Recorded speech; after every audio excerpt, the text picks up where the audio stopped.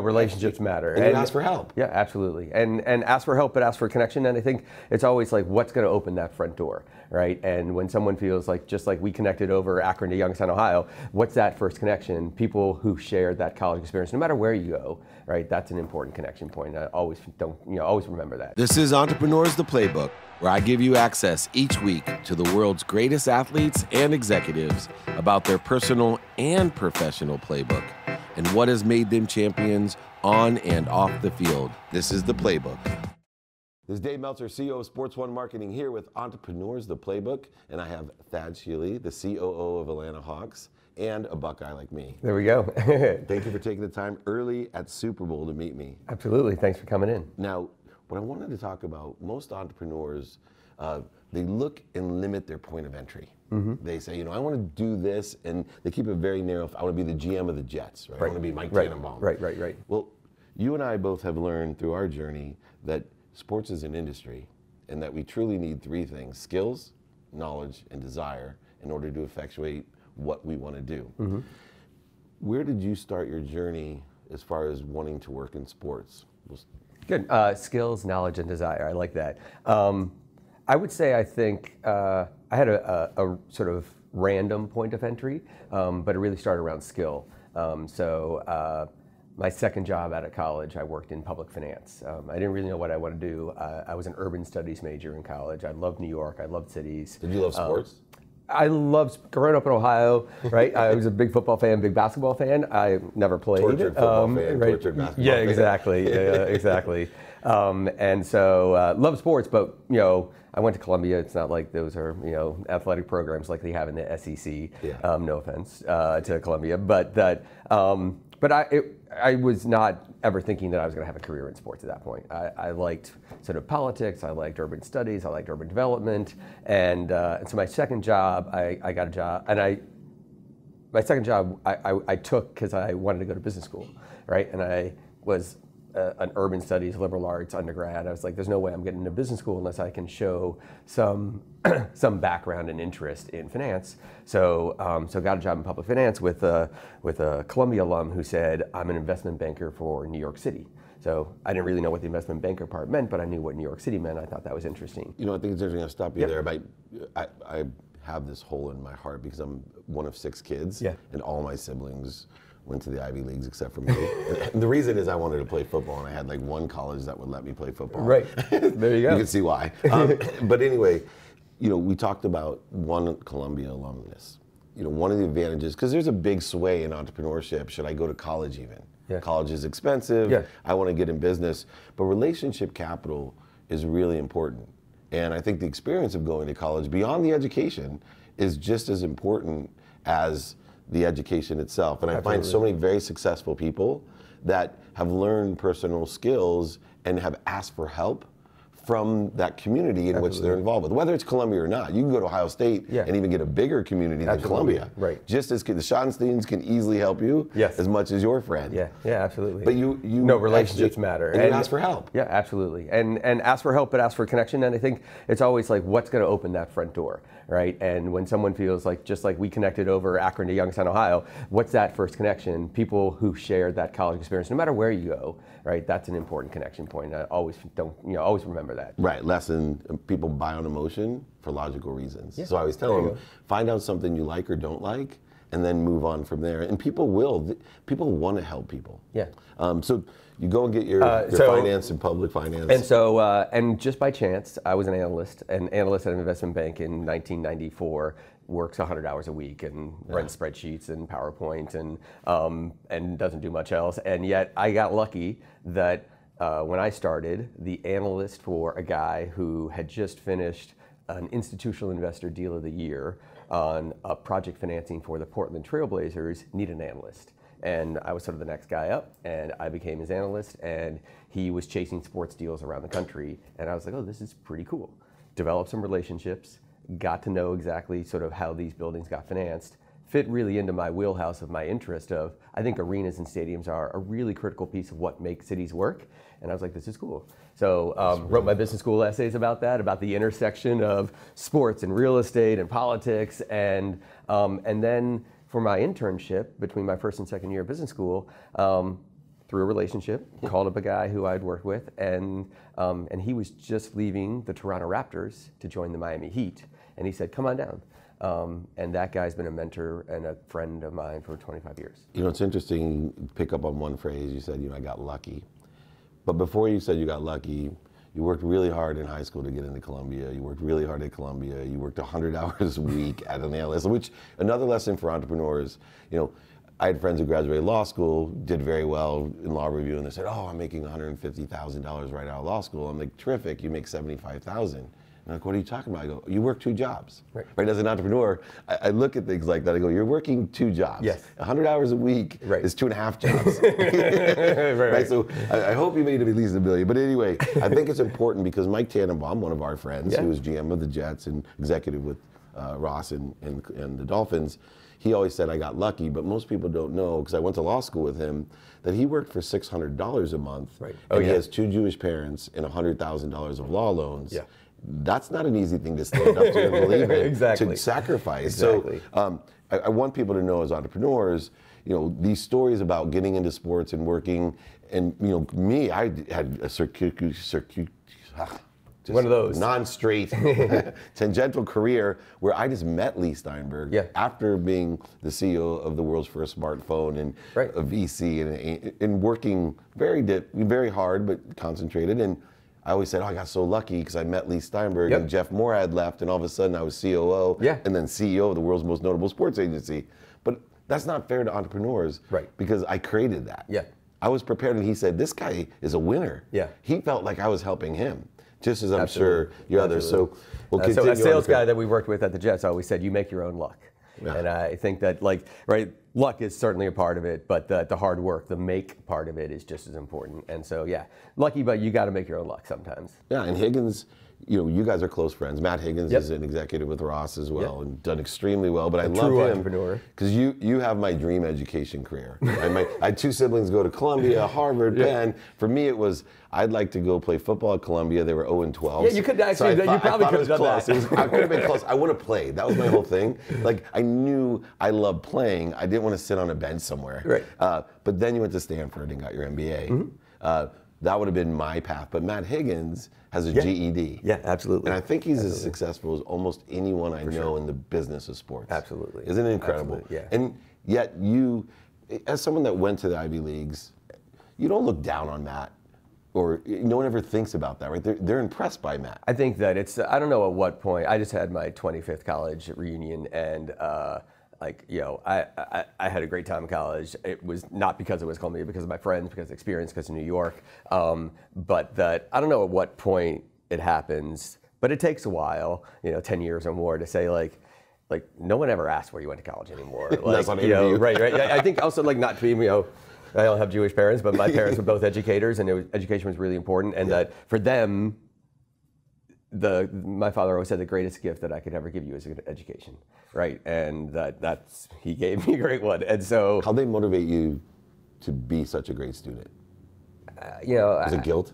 No, I don't. Yeah, I mean, it was just it was a real expectation, right? Yeah, exactly. So I'm not right. I don't know. It was there was a very sort of narrow path that my brother and I talk about, certainly through high school, that we were middle class kids in Youngstown, Ohio. That there was some understanding and interest of how to get out, and education was the path out. Nice. Have your parents left? They're in New York, right? So they actually retired and have a little apartment in New York. So they're great. Dad and I both agree. Ohio is a great place to be from, and we love it. Absolutely. Okay, so we're not limiting our point of entry. Here you are, public finance degree, MBA from Stanford. Met this guy from Portland, Trailblazers. Yep. How do we end up being such an executive COO of the Atlanta Hawks? Yeah, I mean, so 20 years ago, when I got into sports and graduated from business school. I went to Miami and I took not the super high paying sort of corporate job or consulting job, or at that point jumping into the tech world in 1998 in Palo Alto. And I don't think people looked at me askance, because entrepreneurship at Stanford was super critical to everything they talked about, and highly rewarded and highly regarded by all of your classmates. And so people liked folks that went off and did their own thing. But there were no sports programs. Right. I mean, I guess maybe Ohio U had one. Right. Right? UMass may have had the sports one, management, right? yeah. But there weren't sports clubs everywhere. There wasn't Sloan. There weren't these business school kids who got into sports. It wasn't even a sports law program. Exactly. Right? You know, it was like literally a sports club or certificate you could get. Right. And so in a weird way, like, because there wasn't that, you have to do this and do that, there wasn't a path that I had to go down. And if I had to get into sports through the sales side of things, I probably would not have ever gotten into sports. But it was through the real estate side, it was through the project side, and then I learned on the job. And I had a great mentor who, I remember one of the very first meetings, we sat down with the architects and we rolled out the plans, and everyone was talking about, well, when people walk here, they go there, and the next thing they're going to see is this, and then we have to have a bathroom there. And I was like, how do you know what people are going to do in a building? And yet, like, you start to understand it that way, and you start to read plans and understand that. And I think from sort of just the way my mind thinks and loving the built environment, I think I really connected to that and learned a lot about that, and then use that as my entry point, my sort of expertise or skill set to build my career. And I think what had happened that for a long time, sports was really just a ticketing business. Right? Then it became a media business. Right? And then it became a real estate business. I think it's even becoming more of a real estate business today than it was 20 years ago. That's crazy. I sort of just, yeah, absolutely. I again, got lucky, right? But like my interests and the opportunity aligned, right? That I like this real estate thing, and that was the need. That was the fear. That was the thing that sports owners knew they had to look outside of sports to say, how do I do this right? And I sort of was right at that intersection. It's interesting you say that, because I've pivoted my career several different ways. Right? I got into internet, then middleware, then hardware with Samsung's first cell phone as CEO, then into the VC side. But what I've learned about sports is I pivoted from a sports agent, which is really pretty much a lawyer who can recruit people. Right, there you go. Right? Exactly. To understanding content. And we actually are in similar places in our career, because you're actually building the structure that houses, it's beautiful State Farm, especially Atlanta. If anyone hasn't seen the two stadiums here, incredible. And what SunTrust has done up in Marietta, I feel like that Atlanta, the venues from 3 years ago to today, Atlanta's a must-see, city for venues. Yeah, it's funny because I know about 1 million people are in here, but they're all like, I don't see Atlanta anymore as a southern town, right? They'll go to Augusta and feel like it's like this is a metropolitan city, biggest airport, it's incredible. But I see the stage theory, which is really interesting when you start describing the assumptions made when building a stadium, like how it's monetized, where the flow of people. Well, where I pivoted my career is I saw that, and I'm a speaker, and I used to travel all around the world just for 1,000 people. I would be excited in an arena with 1,000 people who pay me to speak. Absolutely, it was really cool. But when I started realizing it wasn't anymore about how many people were in the arena, this was a stage for the world now. And when you're building your arenas, not only do you have to build for who's going to attend and park and go to the bathroom and buy food and where the trash goes and all the things that people don't think about, but you actually have to think about something else. How am I going to, distribute this to maybe 1 billion people? Yeah, absolutely. And how, you don't, weren't trained in the technology, but technology is a huge facet of what you're doing now. Absolutely. How did you take that on the job training and learn that side of the business, because it's critical to what you do? Absolutely. I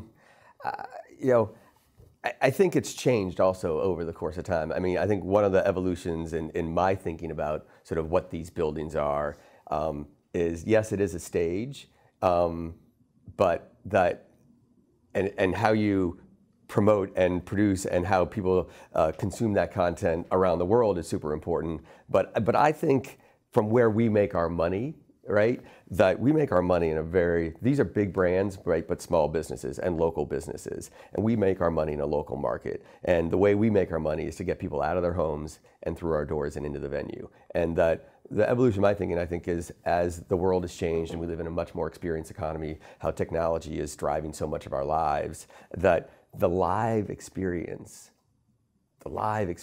is so valuable that's what brings people together. I remember going to see the Cowboy Stadium, which is amazing, when it first opened, and Mr. Jones took us around, and we looked it up at that scoreboard, and we were like, this is amazing. He's like, how to make it a bigger scoreboard because people could just watch their TV at home. And And I agree with most of what Jerry says. I think he's a genius. But that's something that struck me as maybe the wrong approach. I agree. I went to the national championship game. You know which one? The one the Buckeyes won. There you go. And I was bummed because I had these great seats, and I ended up watching TV. Right. I love the emotions around me. Exactly. And I love to win. Exactly. But I agree with you. And so, and that what struck me was that, no, the difference is you can't invite 80,000 people into your house to watch TV with you, right? This is that social experience of bringing everyone together. And so we thought a lot about is, well, what's the experience economy today?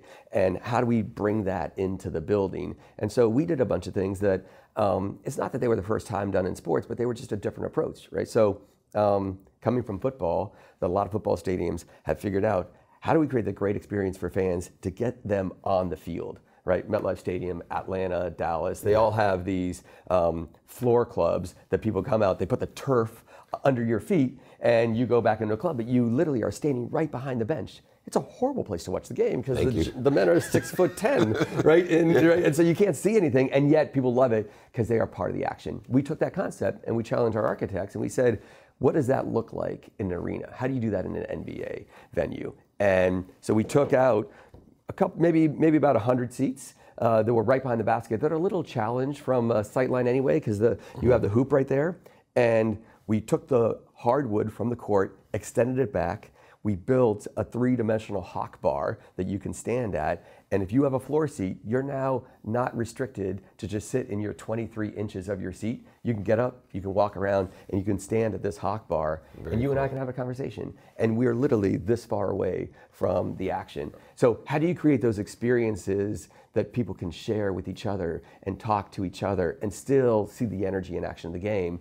That's what we're trying to do. So to me, the technology almost is driving us to how do we create these other social experiences that people can share, and then how do they populate their digital lives through that, right? I would be, I shared my seat with Diane Cannon at the Laker game.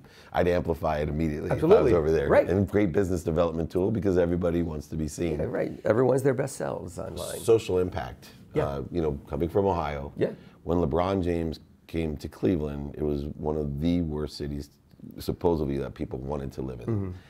They won a championship, and I was there with Gilbert when they had the ring ceremony, and they read off the statistics about how many people wanted to live in Cleveland, all because that team won. Wow.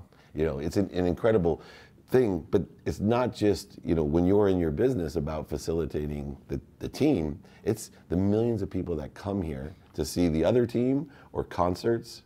Here at the Super Bowl, your venue is being utilized, the team's gone. Yes. But there are millions of people that want to be in that. The EA Sport Party, I think there's more people that wanted to be there than were there. Absolutely. Which is great for you. Yes. And it also has a great economic, social impact. Do you, when you're looking through and developing this, take that into account? Like, how are we going to affect the hotels and the restaurants and all the other things outside the arena? Or are you just looking at the profit of the team in the arena? I mean, well, there's I think there's two pieces of impact, right, that go outside of just the bottom line profit for us. There's the overall economic impact and our role, right, in the city of Atlanta, right, and then there's, I think, an even more critical social impact piece. But you look outside the window and you see all within a fairly tight zone.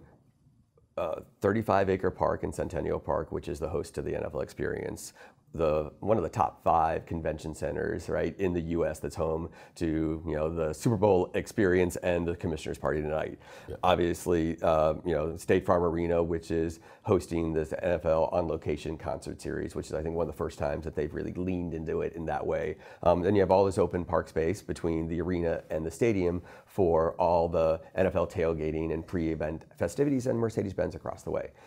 Having those 3 venues, an arena, a stadium, and a convention center, all with walking distance to probably 10,000 hotel rooms, that's a great driver for economic impact to downtown Atlanta. We think that's great. Also on the MARTA transit line. And so we there's a reason we say why State Farm Arena is built on the bones of Phillips Arena, and Phillips Arena was built on the bones of Omni, the initial arena in Atlanta. It's a great location, the perfect location for an arena. Absolutely. The social impact piece, I think Tony Ressler, our lead owner, is very community minded. He sees the team itself as a community asset, but he also sees it as a community building tool. And so over the last 5 years, we've built 25 courts, community courts throughout the city of Atlanta. We call it building bridges through basketball. But we're not just building courts there, we're bringing programming, after school activities, camps, even special programs like doing vision tests and grinding glasses for kids who can't see the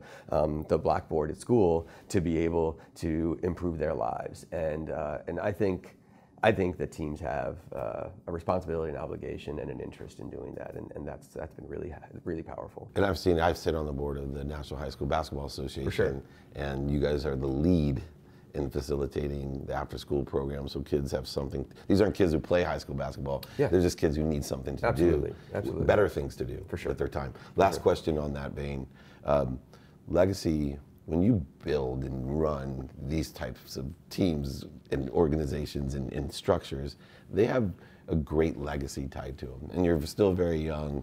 What legacy, you're pursuing something, what legacy are you pursuing in your career now? That's a really good question. I'd like to think that the projects that I've gotten to work on, for a lot of reasons, but have been a part of making a city a better place.